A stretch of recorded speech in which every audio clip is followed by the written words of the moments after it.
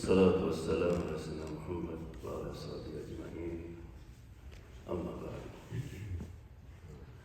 The reason that the Imam after Salat they look at the Ma'mum so he can check which of his gathering is missing. That's how Rasulullah used to. So one day he found that one of Sahaba by name Sufyan missed for 2 days. When he heard that he was sick, Rasulullah immediately visited him. So he asked him, what's going on, Sufyan? I missed you for 2 days. He said, Rasulullah, I don't know, in these few days, my mind was thinking about the Day of Judgment. In this dunya, if I didn't see you for 1 day, I miss you. I don't feel good. Then I was thinking what's going to happen Day of Judgment. If Allah put me in Jannah, I will not see you. Because you taught us that Jannah have 8 gates and 100 levels. Between one level to the others, like between this dunya and the star. So who are you? Who am I? Rasulullah couldn't answer. Then Jibril came and brought the ayah. وَمَنْ يُطِعِ اللَّهَ وَالرَّسُولَ فَأُولَٰئِكَ مَعَ الَّذِينَ أَنْعَمَ اللَّهُ عَلَيْهِم مِّنَ النَّبِيِّينَ والصديقين والصالحين والشهداء أولئك لهم والشهداء وحسن أولئك رفيقا ذلك الفضل من الله وكفى بالله عليما. So smile, said, good news for you. أنت مع من أحببت. Allah will gather you together with whom you live. Not only with me, and Nabiyyin, you will meet with Ibrahim, Musa, Isa, Nuh, everybody. And then Siddiqeen, Abu Bakr, Umar, Salihin, maybe, Imam Abu Hanifa, Salahuddin al-Ayyubi, Shuhada, Hamza. Right? If you and me, maybe our goal, the important I am safe from hellfire. And then even, Allah you put me in lower level, that is enough for me. But Sahaba no. For them, not for I enter Jannah, but I didn't see Muhammad sallallahu. That's the love. Allah. Yeah. And remember that love of the Prophet is not sunnah, it is wajib. Like, this is the sign of your iman. لا يؤمن أحدكم حتى أحب إلي من أهله وماله ونفسه. You will be not too brittle. That your iman is not perfect until you love me more than your family, your wealth, than yourself. So Umar bin Khattab one day said, Rasulullah, I love you more than my family, my wealth, except myself. Rasulullah said, you not love me yet. Umar not hypocrite like us. Okay, I love you now. No. He left and then he started thinking. He said, yes, you're right. I was in darkness. I was lost. Makkah and Medina was dark. And then he came. Everything is bright. So he came in. Ya Rasulullah, and now I love you more than myself. The question, is he really loved by heart? No. Because you cannot change your heart automatically. This is called al-hubbul aqlani. He loved by reasoning. Right? Then if you continue, then the heart will follow. Because, love Allah is nature. Allah put the fitrah. Even you don't believe in God, but there is something in fitrah. I remember the story about the Russian atheist. He was debating that there is no God. Then he walked and he crossed the street. And the car almost smashed him. Right? And he was saved, said, oh God. Suddenly, he said, oh God. But love Muhammad is not nature. You have to earn it. You have to work for it. Right? So therefore, when the Quran said, قُلْ إِن كُنْتُمْ تُحِبُّونَ اللَّهَ فَاتَّبِعُونِي. Say, Muhammad, if you really love Allah, follow me. يُحْبِبْكُمُ اللَّهُ, then Allah will love you. وَيَغْفِرْ لَكُمْ ذُنُوبَكُمْ, then Allah will forgive your sin. You know, alhamdulillah, if you grew up in a Muslim country, you are familiar, you're exposed with the seerah of Muhammad sallallahu. You know, if I relate any story, you know what it is. But our children who live in this country, they're not exposed. And we have to install it in their mind.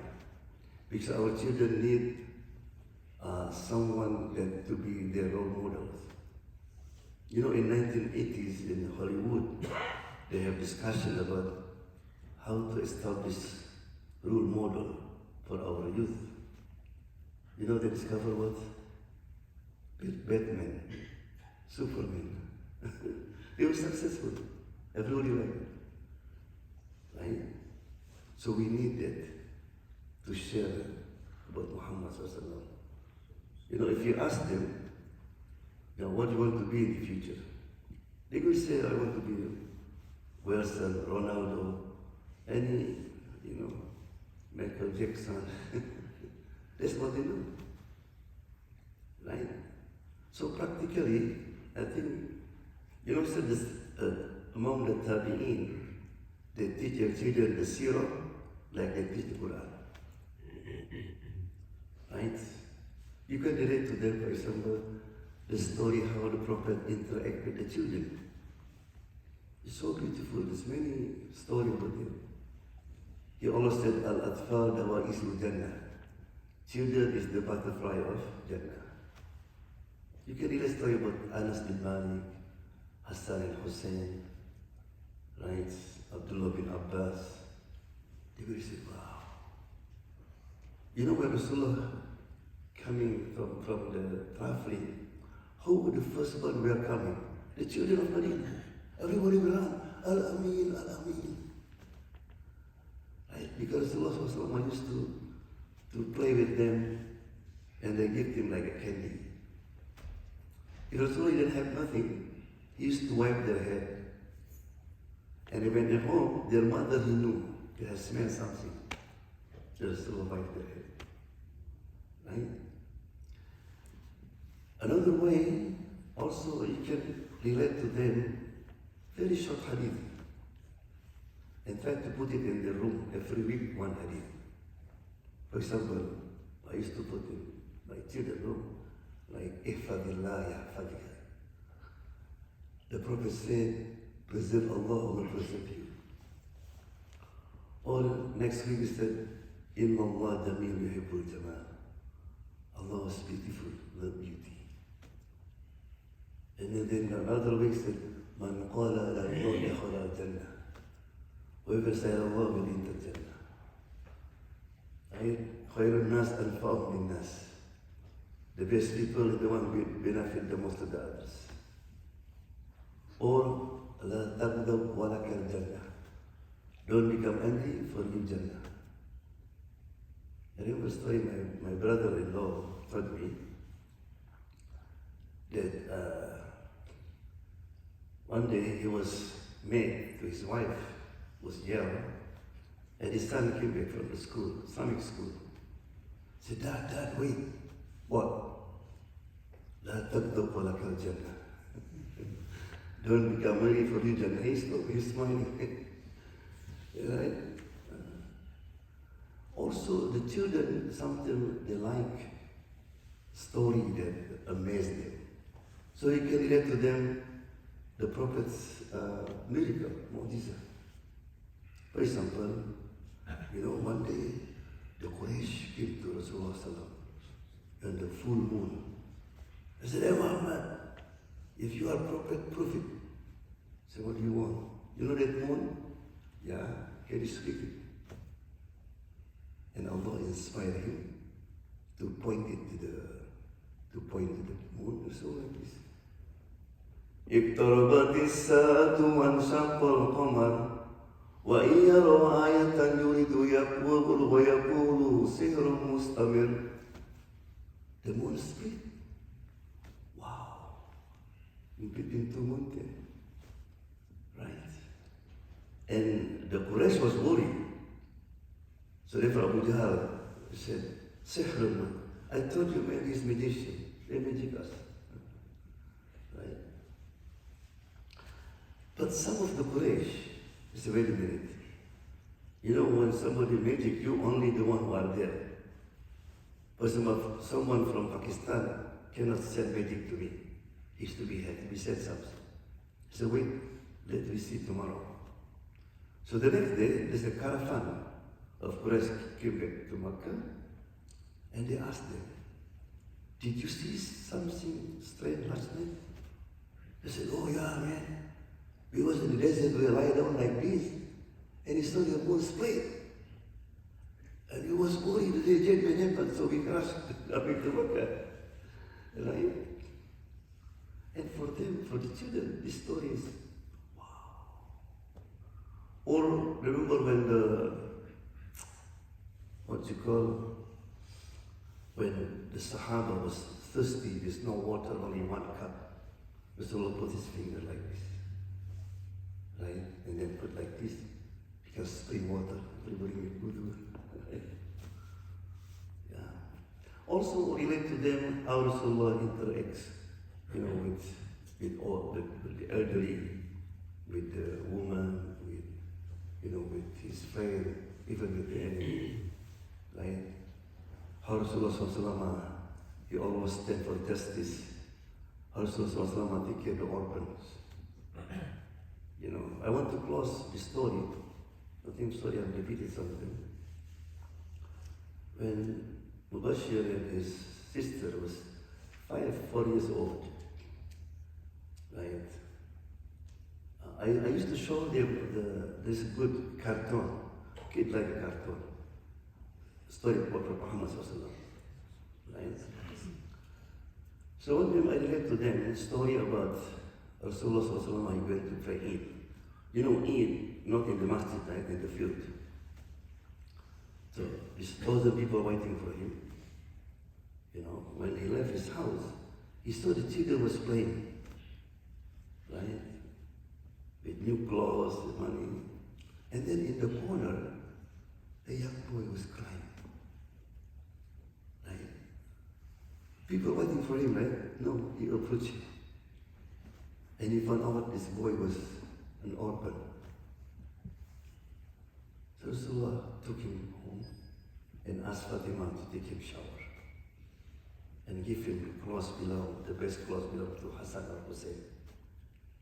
So after done everything, he took shower, new clothes, Rasulullah gave him money. And he said, son, would you like me to be your father? Fatima, your mother, Hassan Hussein, your brother. And the boy is so happy. And he hugged the Prophet. And then he went out and jumping. I am your father, I am your father, I am your father. And all the children came close to him, said, who? Rasulullah Sallallahu. The writer of the hadith, he said, one of the boys said, I wish I had a father. Even the children. So, right? And then I went upstairs, and then I heard somebody was crying downstairs. So I went down sneakily. And I saw Mubashir's sister, this was pretended to be like the orphan.